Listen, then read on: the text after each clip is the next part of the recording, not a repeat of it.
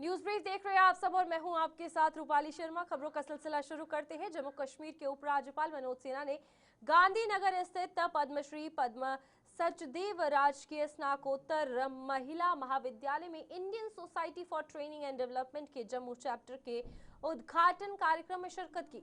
इस अवसर पर उन्होंने कौशल विकास और प्रशिक्षण की अहमियत पर जोर देते हुए युवाओं को नए अवसरों के लिए तैयार करने की बात कही। कार्यक्रम में विभिन्न क्षेत्रों के विशेषज्ञों और विद्यार्थियों ने भाग लिया। उपराज्यपाल ने क्षमता निर्माण, कृषि शिक्षा और उद्योग क्षेत्र में बड़े बदलाव की जरूरत पर जोर दिया। उन्होंने ये कहा कि Indian society for training and development जैसे संस्थानों की भूमिका भविष्य में बेहद अहम होगी, खासकर किसानों को आधुनिक तकनीक, वैज्ञानिक तरीकों और संसाधन प्रबंधन की ट्रेनिंग दे। उन्होंने बताया कि अगर इस सेक्टर को सही दिशा में विकसित किया जाए तो प्रदेश की 70% आबादी के जीवन में सकारात्मक बदलाव आ सकता है। एलजी ने इंडस्ट्री सेक्टर पर भी बात करते हुए कहा कि जम्मू कश्मीर में प्राइवेट निवेश की कमी रही है, लेकिन नई औद्योगिक नीति के बाद हालात बदल रहे हैं। अब तक 35 से 46 हजार करोड़ रुपए का निवेश जमीनी स्तर पर उतर चुका है, जिससे रोजगार और विकास को नई रफ्तार मिलेगी। भविष्य में कैपेसिटी बिल्डिंग द्वारा इस सेक्टर में Indian society for training and development की भी बड़ी भूमिका हो सकती है। और इसलिए मैं आप सबसे आग्रह करूंगा कि देश भर में जो आपके ट्रेनर्स, एक्सपर्ट्स हैं, इस एक क्षेत्र को भी आप अपने ध्यान में लाइए, क्योंकि अगर इस सेक्टर को हमने ट्रांसफॉर्म किया तो जम्मू कश्मीर के 70% लोगों का जीवन हम बदल सकते। निरंतर climate change, water crisis, soil quality, इन सबको समझने के लिए किसान भाइयों को modern technology, scientific method, resource management के बारे में कैसे हम प्रशिक्षित कर सकते। साथ ही उन्हें इस दिशा में भी हमें प्रशिक्षित करना होगा कि कैसे कम रिसोर्सेस में अधिक उत्पादन किया जा सकता है, कैसे अपने उत्पादों को बेहतर मार्केटिंग के जरिए ज्यादा पैसा कमाया जा सकता है। दोनों सेक्टर्स की भी बात मैं करूंगा क्योंकि वो भी जरूरी है। एजुकेशन मैंने जिक्र किया, आगे उस पर थोड़ा मैं कहूंगा। सामान्य रूप से जम्मू कश्मीर में प्राइवेट इन्वेस्टमेंट का कल्चर नहीं है और आजादी के बाद से 2022-23 तक अगर आप देखेंगे, जम्मू कश्मीर में कुल प्राइवेट सेक्टर का इन्वेस्टमेंट 14,000 करोड़ रुपए ही रहा। कोई भी रीजन बिना इंडस्ट्रियल ग्रोथ के आगे नहीं बढ़ सकता। कुछ माइंडसेट भी लोगों के ऐसे बने हुए थे कि बाहर का आदमी आएगा, अरे भाई आएगा तो क्या करेगा, यहाँ का कुछ लेके थोड़े जाएगा, अपना पैसा लगाएगा, यहाँ के लोगों को रोजगार देगा। इंडस्ट्री यानी यहीं के लोग लगाने बेहतर है। कोई गोवा से आकर के लगाएगा तो वो कुछ लेके नहीं जाएगा। इस माइंडसेट से निकलने की जरूरत। अगर वास्तव में देश के बाकी राज्यों के साथ हमें खड़ा होना है तो इस दिशा में हमें सोचना है। माननीय प्रधानमंत्री जी ने एक new industrial scheme Jammu Kashmir के लिए हम सबके अनुरोध पर स्वीकृत किया और आज मैं कहना चाहता हूं जो इंसेंटिव उस स्कीम में थे देश के किसी राज्य में नहीं था और इसका लाभ ये हुआ कि अनेक इकाइयां आज जम्मू कश्मीर में, विशेष रूप से जम्मू रीजन, सांबा, कठुआ, जम्मू, अनेक इकाइयां प्रारंभ हुई और मोटे तौर पर 35-40 हजार करोड़ का इन्वेस्टमेंट आज जमीन पर आ चुका है। समझाएंगे आपको, बट लेकिन उसके पहले हमें बोलना है कि ये बहुत बड़ा टाइम है, बहुत बड़ा लॉन्च है जम्मू कश्मीर के अंदर। ये फर्स्ट टाइम किसी प्रोफेशनल बॉडी ने उसका चैप्टर खोला है। वो उसका जो पूरा सपोर्ट और उसका जो बधाई हमारा जो नेशनल प्रेसिडेंट अतुल शाह जी का है, क्योंकि उन्होंने पहले से जब मैं जम्मू आया उस वक्त से वो मेरा पीछा पड़ रहा था कि ये एक चैप्टर खुलना है। तो उसके बाद मैंने जो बहुत सारे जो लोगों के साथ काम किया था, शाहिद था, अशोक अहिमद साहब था, हरदीप मैडम था, उनको पूरा बुला के हमने ये स्थापित किया है। अभी जम्मू चैप्टर हो गया है society for training and development. वो जो ट्रेनिंग की एरिया में स्टूडेंट्स का ट्रेनिंग है, स्किल ओरिएंटेड ट्रेनिंग है, उसके लिए काम करता है। और उसके साथ साथ पब्लिक सेक्टर, प्राइवेट सेक्टर में जो लोग हैं उनके लिए जो ट्रेनिंग चाहिए वो दे। पीडीपी अध्यक्ष महबूबा मुफ्ती ने कोर्ट द्वारा आसिया अंद्राबी को सुनाई गई उम्र कैद की सजा पर प्रतिक्रिया दी है। उन्होंने कहा कि मानवीय दृष्टिकोण से आजीवन कारावास एक बेहतर कठोर सजा है। महबूबा मुफ्ती ने ये कहा कि आसिया अंद्राबी पहले ही लंबे समय से जेल में है और उनके पति भी कई वर्षों से कैद में है। उन्होंने सरकार से इस मामले पर पुनः विचार करने की अपील की है।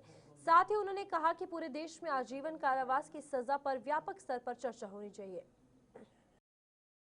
देखिए, आसिया अंद्राबी साहिबा के साथ जो हमारे नजरियाती बहुत इख्तिलाफ रहे हैं और उनकी जो उनका तरीक़ेकार है उसके साथ भी मुझे बहुत इख्तिलाफ रहे हैं। मगर एक इंसानियत का तकाजा है, एक औरत है, वो एक उम्र के उस पड़ाव पे है जहां मुझे लगता है कि इस पे नज़रसानी होनी चाहिए, क्योंकि ऑलरेडी उन्होंने बहुत साल जेल में गुजारे हैं। उनके जो शौहर थे उन्होंने कोई 30 साल जेल में गुजारे हैं। उनके बच्चे बेचारे पता नहीं कहाँ हैं, क्या है, उनका तो कोई कसूर नहीं है। और ये जो लाइफ इम्प्रिजनमेंट टिल लाइफ, यानी जब तक जिंदा है तब तक, तो ये लाइफ इम्प्रिजनमेंट मुझे लगता है पूरे मुल्क में अबॉलिश होना चाहिए। लाइफ इम्प्रिजनमेंट का मतलब होना चाहिए 14 साल जो पहले होता था। तो ऑलरेडी उन्होंने कई साल इसमें जेल में गुजारे हैं। मेरी यही गुजारिश होगी कि इसको रिकंसिडर किया जाना चाहिए। कई लोगों को हम मतलब जो गवर्नमेंट ऑफ इंडिया ने पैरोल पे रिहा किया, बेशक इनको भी शर्तों के शर्तें शराइत रख के इनको भी पैरोल पे रिहा किया जाए। और इनको जो सेंटेंस मिली है कि उम्र कैद तब तक जब तक वो जिंदा है, इसको एबॉलिश करके पूरे मुल्क में एबॉलिश किया जाना चाहिए। और जैसे पहले 14 साल होता था वैसे करना चाहिए। और इनको भी इंसानियत का तकाजा नज़र में रख के ह्यूमैनिटेरियन ग्राउंड्स पे इनकी जो कन्विक्शन है उसको उस पर दोबारा गौर किया जाना चाहिए। जम्मू कश्मीर के गांधीनगर अस्पताल में Jammu Kashmir medical employ federation के बैनर तले कर्मचारियों की हड़ताल दूसरे दिन भी जारी रही। ये हड़ताल 2.5 दिन की सैलरी कटौती के विरोध में की जा रही है।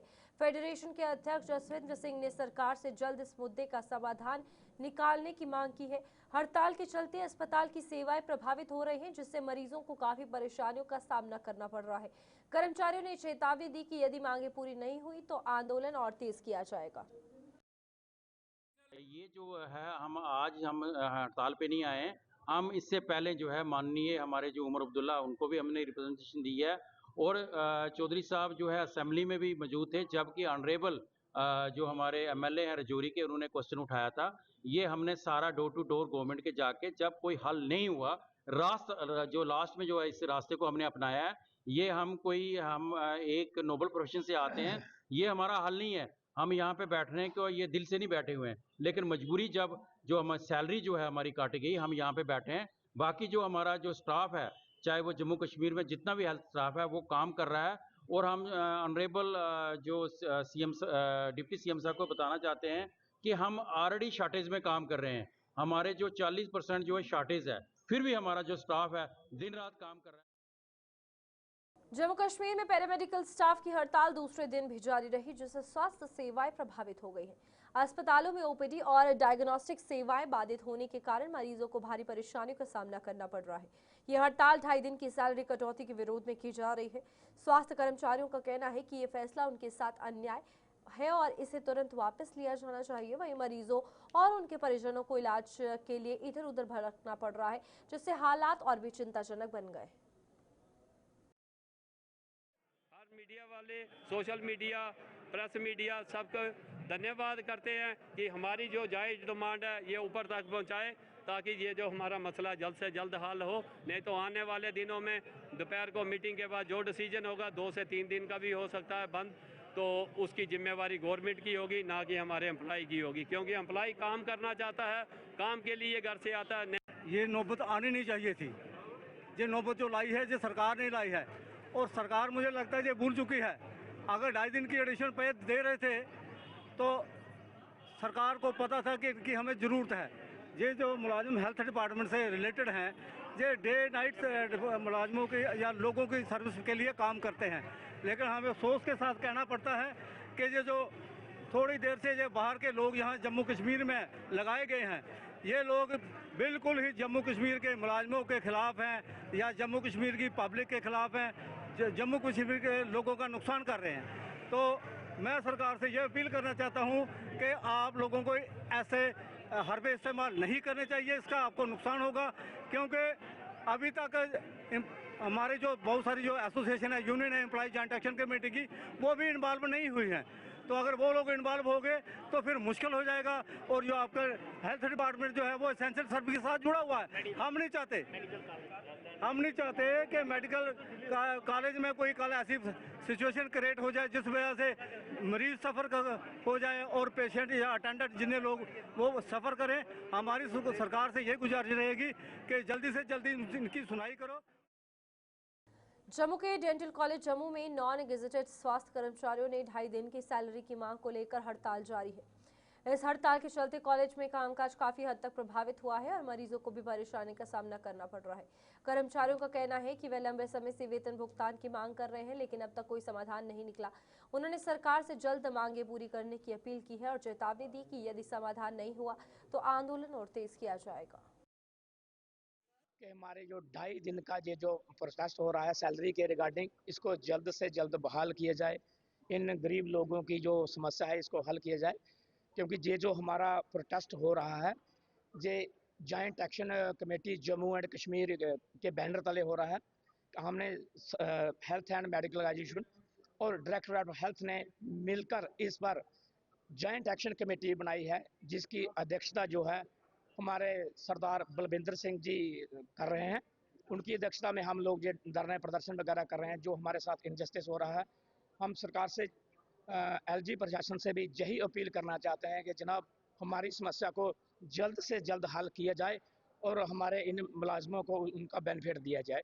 आज दूसरा दिन हाँ आज स्ट्राइक का लास्ट दिन है, तो अब हाँ नेक्स्ट कौन सा एक्शन क्या रहेगा? पहले सर तो हमने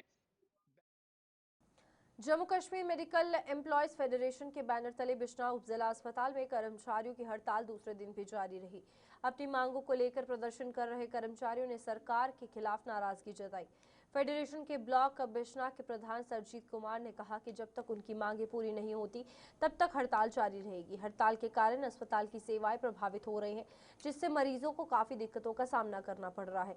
कर्मचारियों ने सरकार से जल्द समाधान निकालने की अपील की है।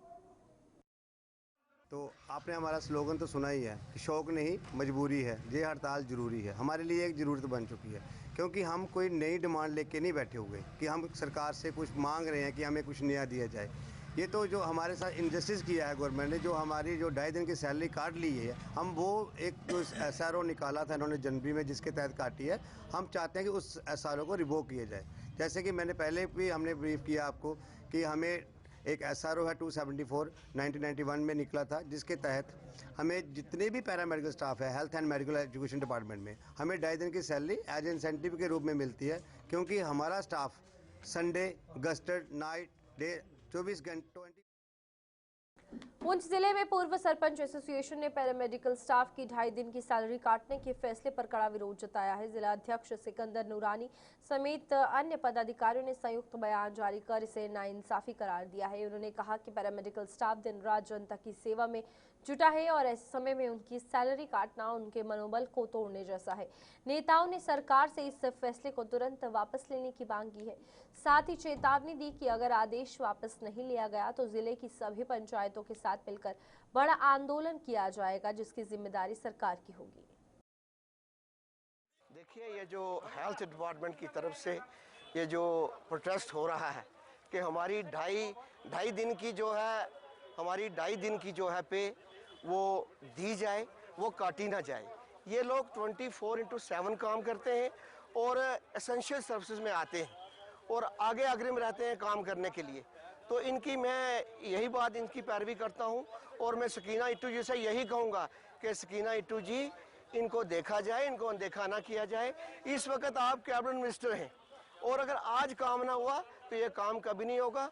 और इनकी अनदेखी ना की जाए।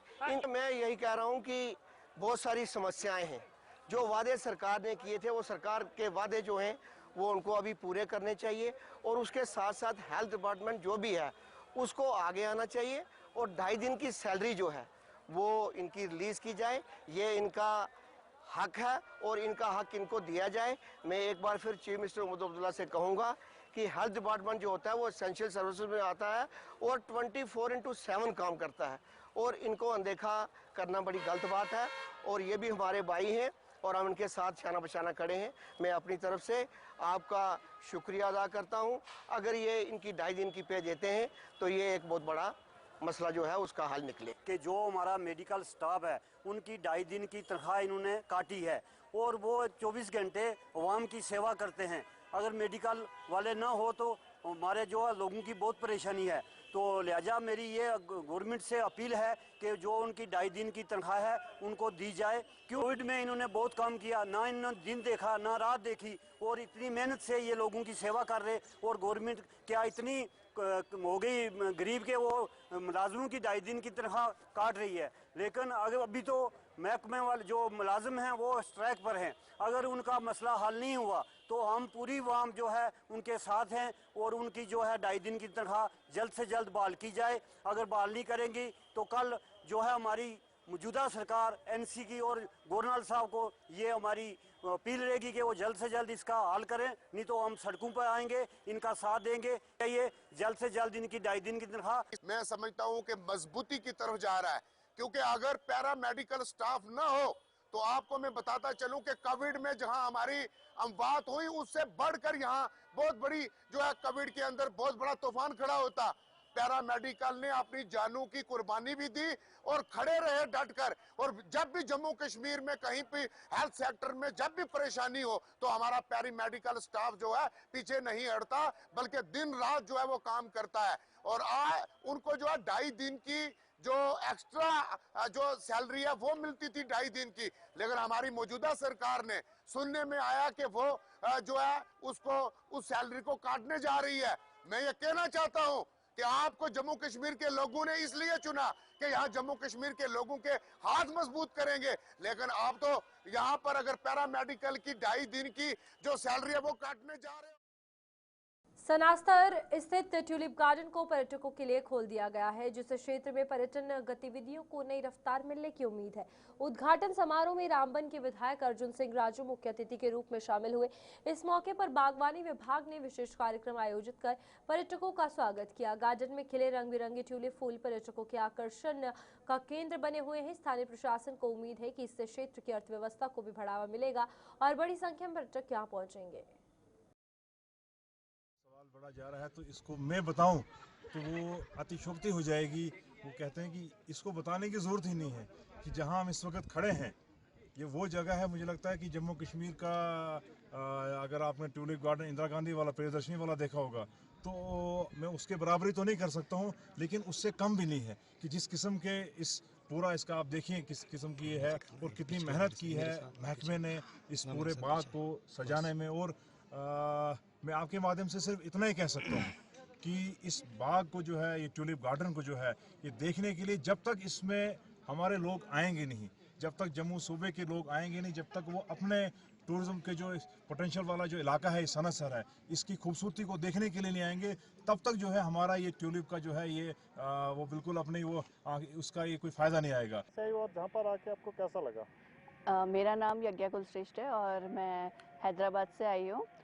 मेरे को यहाँ पर आके बहुत अच्छा लगा। बहुत सब कुछ बहुत अच्छा है, फैसिलिटीज़ बहुत अच्छी हैं और जन सुविधा बहुत अच्छी है और ट्यूलिप गार्डन बहुत अच्छा है। पहले ये जम्मू कश्मीर में हुआ करता था, वही फैसिलिटी सब यहाँ पर है। मतलब बहुत अच्छा लग रहा है। जम्मू कश्मीर के पुंछ जिले में पेंशनर्स ने अपनी मांगों को लेकर जोरदार प्रदर्शन किया है। Jammu Kashmir Ladakh pensioners United front के बैनर तले बड़ी संख्या में पेंशन भोगी सड़कों पर उतरे और रैली निकालकर प्रशासन के खिलाफ नारेबाजी की। प्रदर्शनकारियों ने डिप्टी कमिश्नर अशोक कुमार को ज्ञापन सौंपते हुए पेंशन, महंगाई भत्ता और अन्य लंबित मांगों को जल्द पूरा करने की मांग की। पेंशनर्स ने चेतावनी दी कि यदि जल्द समाधान नहीं हुआ तो आंदोलन को और तेज किया जाएगा। यहाँ पहुँचे हैं, हमारे मुतालबात थे, जैसे आप जानते हो सभी पिछले साल आज के दिन 25 मार्च 2025 को एक वैलिडेशन एक्ट जो है पार्लियामेंट में पास हुआ। उस वैलिडेशन एक्ट में जो पास हुआ उससे कुछ पेंशन को खदशात होने लगे कि हमारे कहीं हकूक़ जो हैं वो पामाल ना हो जाएं। तो उस के बाद तमाम ऑल इंडिया लेवल पे all India state pension United front जो है उन्होंने prime minister, home minister, finance minister से मिल के जद्दोजहद शुरू की कि हमारे ये मुतालबात जो हैं ये पूरे होने चाहिए। हमारे उसी सिलसिले में हमने एक यादाश्त जो है मेमोरेंडम के तौर पे हर डिस्ट्रिक्ट से ऑनरेबल प्राइम मिनिस्टर जनाब नरेंद्र भाई मोदी जी को भेजी है कि हमारे जो ये हमारे हकूक़ मिल रहे हैं इसमें इजाफा होना चाहिए, ना कि कहीं पर इसको कटौती की जाए। अगर कटौती की जाए तो हिंदुस्तान का ये जो तबका है ये बहुत बड़ा पीछे चला जाएगा और उसमें किसी मुल्क की शान नहीं होती अगर वहाँ का बुज़ुर्ग जो है वो खुश ना रहे, वो सेहतमंद ना रहे, वो सहूलत से महरूम रहे। तो यही हम साथियों के साथ यहाँ पर डीसी साहब के ऑल इंडिया लेवल पर, नेशनल लेवल पर all India state pensioner united front और Jammu Kashmir Ladakh pensioner united front के इश्तराक से पूरे हिंदुस्तान में यौम सयाह मनाया गया और पेंशनर्स की जितनी भी डिमांड्स हैं उनके लिए एक मेमोरेंडम हर डिस्ट्रिक्ट लेवल से जो है honourable prime minister Narendra Modi. बिष्टा में शिवसेना हिंदुस्तान के बैनर तले लोगों ने बढ़ते बिजली के बिलों के खिलाफ जोरदार प्रदर्शन किया है। प्रदर्शनकारियों ने आरोप लगाया कि बिजली के बिल इतने ज्यादा आ रहे हैं कि आम और गरीब वर्ग के लिए उन्हें भरना मुश्किल हो गया है। इस दौरान संगठन के युवा प्रधान गणेश चौधरी ने कहा कि विभाग को तुरंत इस समस्या पर ध्यान देना चाहिए और उपभोक्ताओं को राहत देनी चाहिए। प्रदर्शनकारियों ने चेतावनी दी कि यदि जल्द समाधान नहीं निकाला गया तो आंदोलन को और तेज किया जाएगा। आने वाले दिनों में हम चीफ साहब के ऑफिस भी पहुंचेंगे, उनके बाहर धरना प्रदर्शन भी होगा और ऑफिसों में हम ताले भी लगाएंगे। हम जनता के साथ हैं, जनता के साथ दे, जनता के साथ अत्याचार हम बर्दाश्त करने वाले नहीं हैं। जो मुलाजिम जो है अपने आप को सीधा कर लें और जनता के साथ मिलकर चलें और जिन लोगों की लाइटें काटी हैं जल्दी से जल्दी उन लोगों की लाइटें काटें और इन लोगों का बिल जो है कम करें। ये बिजली बारा इन्ना बिल पा रहे कुछ टप्पे लिया तो मुड़ा मिला के बख एक कर लगते कदें नहीं लगती कुछ पैसे पा दे बिल साढ़ा है साढ़े 35,000 रुपया बिल ही आया ते पिछले महीने मी 5,000 रुपया बिल दिता है ते आखा असें 30,000 रुपया 35,000 रुपया क्लीयर करो ते फिर बत्ती आग 5,000 रुपया दिता ते इन्हें बत्ती लाई ओड़ी 24 तरीक पिछले महीने दी जियां 24 तरीक कल होई ते बत्ती कट्टी ओड़ी इन्हें ते हुण फिर मी यकदम 30,000 रुपया बिल 31 मार्च तक है हुण मी यकदम कुत्थू देना है कंपनी च कम्म करने आ 10 तरीक साढ़ी 7 तरीक सैलरी पौंदी है 10 तरीक साढ़ी आंदी है ते हुण सैलरी दे हिसाब दे उत्ते गै देनी असें ते आखेआ मैं 2-2,000 रुपया करिए ते मी देई ओड़गी बिल क्लीयर करगी हुण ओह् आखन लगे ते यकदम 30,000 रुपया दे 30,000 रुपया मी कुत्थू देना। बीएसएफ जवान जसविंदर सिंह की एनसीबी हिरासत में हुई मौत को लेकर राजनीतिक सरगर्मी काफी तेज हो गई है। इस मुद्दे पर पीडीपी ने जम्मू में प्रेस कॉन्फ्रेंस कर एनसीबी पर कई सवाल उठाए हैं। पार्टी प्रवक्ता वीरेंद्र सिंह सोनू ने मामले की सीबीआई जांच की मांग करते हुए कहा कि सच्चाई सामने आनी चाहिए और दोषियों के खिलाफ कड़ी कार्रवाई होनी चाहिए। उन्होंने इसे गंभीर मामला बताते हुए पारदर्शी जांच पर जोर दिया। एक जसविंदर सिंह जी दीवानगढ़ के जो बीएसएफ के जवान थे जिनकी त्रिपुरा में ड्यूटी थी उनको कुछ दिन पहले एनसीबी ने अरेस्ट किया आरएसपुरा से और उन पर ये इल्जाम लगाया कि ये नशे की तस्करी के साथ इन्वॉल्व है। ठीक है, अगर कोई आदमी नशे के साथ इन्वॉल्व है उसको कानून के तहत सजा दीजिए। उसको रखने के बाद फैमिली को बिना बताए उसको ले गए, जब उनको इंटेरोगेट किया तो इस हालात में फैमिली को फोन करके कहा गया कि आपके इसकी थोड़ी तबीयत खराब है, आप आइए। जब गए तो इस हालात में बीएसएफ का जवान उनको मिला, उसकी डेड बॉडी मिली 17 दिन के बाद और उनके शरीर पर देखिए टार्चर के निशान। अब टार्चर के निशान ये तो इस तरह का मुझे बताइए, अगर किसी ने कोई गलत किया तो देश में कानून है, अदालतें हैं, उसको खिलाफ कार्रवाई कीजिए। एक तरफ से उसके जो अंतिम संस्कार होता है उसको तिरंगे में लपेट के दिया जाता है और गार्ड ऑफ ऑनर के तहत उसका संस्कार किया जाता है, तो दूसरी तरफ से उसका मर्डर किया जाता है, वो भी एक इन्वेस्टिगेशन एजेंसी की कस्टडी में। आज हम home minister of India, prime minister of India, LG साहब और जम्मू कश्मीर के चीफ मिनिस्टर से भी अपील करते हैं कि इस केस की जो इन्वेस्टिगेशन है वो सीबीआई से होनी चाहिए, क्योंकि उसके पीछे एक 4 साल का बच्चा रह गया, एक 25 साल की उसकी बीवी विधवा होगी, एक बुजुर्ग माँ बाप के सामने एक बच्चे की लाश आ चुकी है। अमेरिका ईरान तनाव के चलते वैश्विक स्तर पर पेट्रोल और एलपीजी की सप्लाई प्रभावित होने की खबरों के बीच जम्मू कश्मीर में भी स्थिति को लेकर चर्चा तेज है। सरकार का दावा है कि प्रदेश में एलपीजी की कोई कमी नहीं है और पर्याप्त स्टॉक उपलब्ध है, लेकिन जमीनी हकीकत इससे अलग नजर आ रही है, जहां लोगों को गैस सिलेंडर लेने में दिक्कतों का सामना करना पड़ रहा है। कई उपभोक्ताओं का कहना है कि गैस बुकिंग में देरी हो रही है और एजेंसियों के चक्कर लगाने पड़ रहे हैं। परेशानी पिछले बुधवार को आए तो बोलने लगे जी पहले देख लो, यहाँ थोड़ी देर लाइन में खड़े रहे, कहना बुकिंग करवा लो। बुकिंग करवाने जब टाइम आया तो ऑनलाइन बुकिंग हुई नहीं है, तो बोलने लगी आप चले जाओ बुधवार को, अगले इस बुधवार को आपको वहाँ अपने एरिया में आ जाएगी गाड़ी। सुबह 9 बजे के हम लाइन में लगे हुए हैं और कोई 400 आदमी कम से कम लेन है, और गाड़ी कोई नहीं गई, ना कोई आदमी ना ऐसे ऐसे मल्ले में बैठे वाले को नहीं गई। यहाँ काफी अभी बुकिंग के लिए खड़े हैं तो वो बोल रहे हैं ये ऑनलाइन बुक करो। पिछले महीने के लोगों की ऑनलाइन बुकिंग की हुई है और उनको बोलते हैं ये मैसेज आ गया, ये आपकी डिलीवरी हो गई है, अगले ने ली तो डिलीवरी किस कहाँ से आई है। खास परेशानी इतनी आई कि पहले भी सिलेंडर मिल रहा है, सब का मिल रहा है, लेकिन यहाँ पे लोग जो है काफी परेशान है। उनका कहना है कि सिलेंडर नहीं मिल पा रहा, गैस एलपीजी नहीं मिल पा रही है। सिलेंडर मिल रहा है मगर ये थोड़ी मेहनत तो करनी पड़ती है, थोड़ा इंतजार करना पड़ता है, इंतजार करने के बाद ही मिलता है। तो चलिए बुलेटिन में अभी के लिए इतना ही। खबरें आगे भी जारी रहेंगी। नमस्कार।